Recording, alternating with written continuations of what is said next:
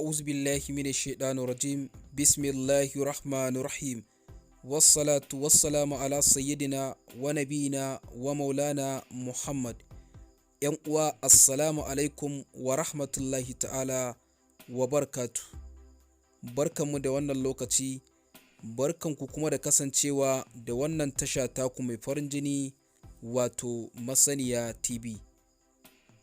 Yau ma kamar kullum cikin yardar Ubangiji mun zo muku da wani ingantacce kuma sahihi maganin basir. ‘Yan uwa, idan mun ce basir, wata larura ce da take addabar mafi yawa daga cikin al'umma, dangin maza ko kuma mata, dukkaninsu suna fama da wannan larura ta ciwon basir. ‘Yan uwa, kafin mu gaya muku wannan magani akwai buƙatar ku san menene ma basir, sannan menene abin da yake jawo shi, sannan waɗanne alamomi ne idan sun bayyana mutum zai gane cewar ya kamu da larurar ciwon basir.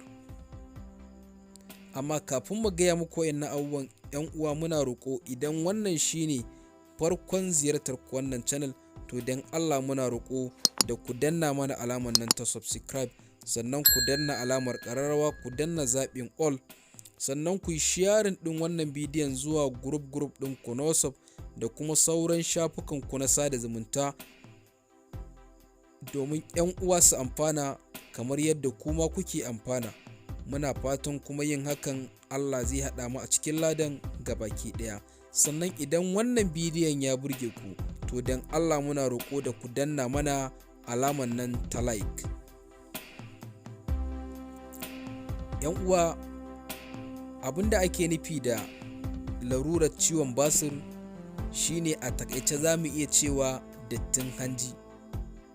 Shi kuma dattin hanjin nan yana faruwa ne sakamakon abubuwan da muke ci na yau da kullum da kuma abubuwan da muke sha.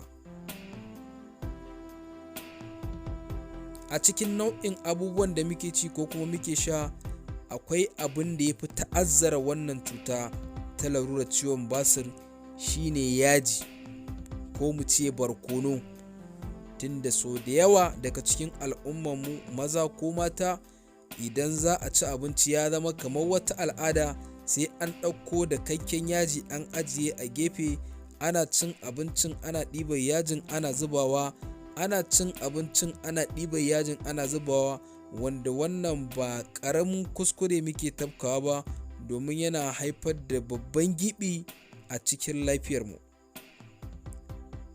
wanda ya kamata mu kiyaye mu daina wannan. Ba za a ce a daina cin yaji ba, amma yanayin cin yajin ya kamata a ce ana yin sa bisa ƙa'ida yadda ba zai cutar da lafiyar mutum ba. Sannan cin maiƙo shi ma yana haifar da larurar basir, domin yawan cin maiƙo yakan sa hanjin mutum ya riƙe datti,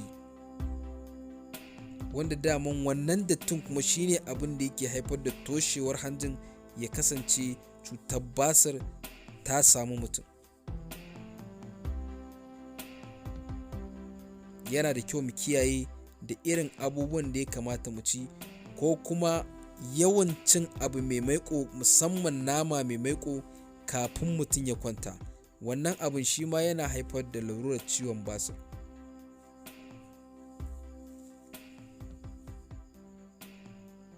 Sannan akwai alamomi wanda wannan larura, duk wanda ya tsinci kansa a cikin wannan alamomi, to haƙiƙa hakan yana tabbatar da cewar shi ma fa ya kamu da wannan larura ta ciwon basir.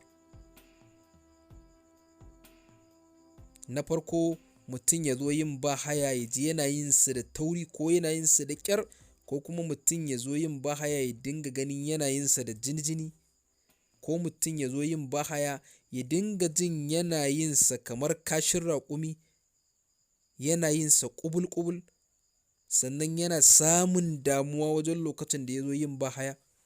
To wannan alamomi ne da suke tabbatar da cewar mutum ya kamu da larurar ciwon basir,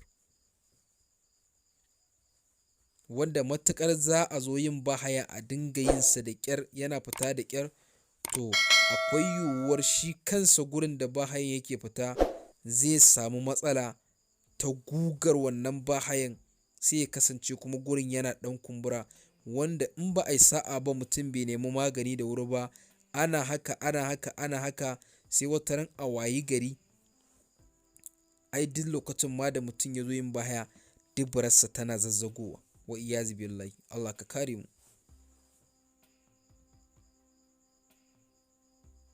Sannan yana ɗaya daga cikin alamomin basir ɗin mutum ya kasance baya iya riƙe alola, buni zai dinga yawan fitar da iska, baya iya riƙe alola, ko ya yi alola ɗan mintuna kaɗan ne alolar tasa ta kare saboda yawan fitar da iska da yake.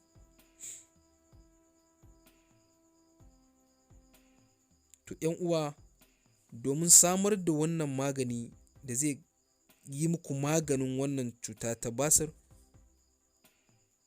abu ne ake so a yi amfani da shi guda ɗaya, shine abarba. Abarban nan kuma ta zama ruwan dare, ma'ana ko ina a faɗin duniya akwai ta, ko ina akwai ta. Ana buƙatar abarba mai kyau, za a ɓare ta, a tsaftace ta. Abin da ake da buƙata, za a ci ta ne kamar yadda ake cin abinci da safe, ma'ana in za a karya za a ci ta kamar yadda ake cin abinci, ba a buƙatar a ci komai sai dai ita.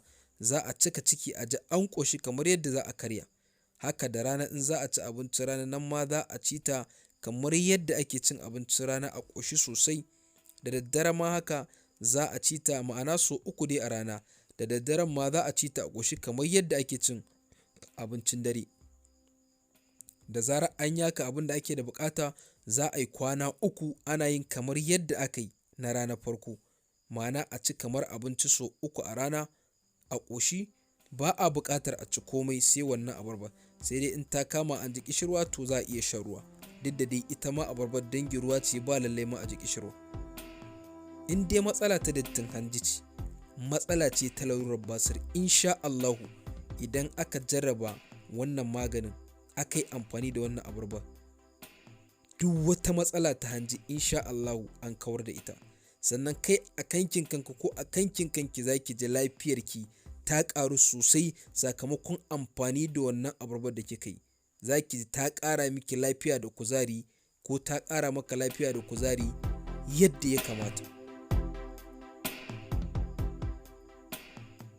Uwa, kada dai ku manta, muna roƙonku don Allah, domin wannan abin da muke roƙonku shine abin da yake ƙara mana ƙwarin gwiwa wajen cewar kuna yabawa da irin bidiyoyin da muke kawo muku na magani domin amfanar ku da kuma amfanar mu gabaki ɗaya. Kada a manta don Allah a danna mana alamar nan ta subscribe, sannan a danna alamar ƙararrawa, a danna zaɓin all, sannan ku yi sharing ɗin wannan bidiyon zuwa group ɗinku na WhatsApp da sauran shafukanku na sada zumunta, domin 'yan uwa su amfana su ma kamar yadda kuma kuke amfana, wanda kuma muna fatan hakar insha Allahu Allah zai haɗa mu a cikin ladan gabaki ɗaya. Sannan idan wannan bidiyon ya burge ku, to don Allah muna roƙonku da ku danna mana alaman nan ta like, shi ma hakan yana ƙara mana ƙwarin gwiwa wajen kawo muku ingantattun maganinnika wanda za su taimaki lafiyarku, su taimaki rayuwarku gabaki ɗaya. A nan nake cewa assalamu alaikum wa rahmatullahi ta'ala wa barakatuhu, sai mun sake haɗuwa a wani bidiyon na gaba. Bisalam.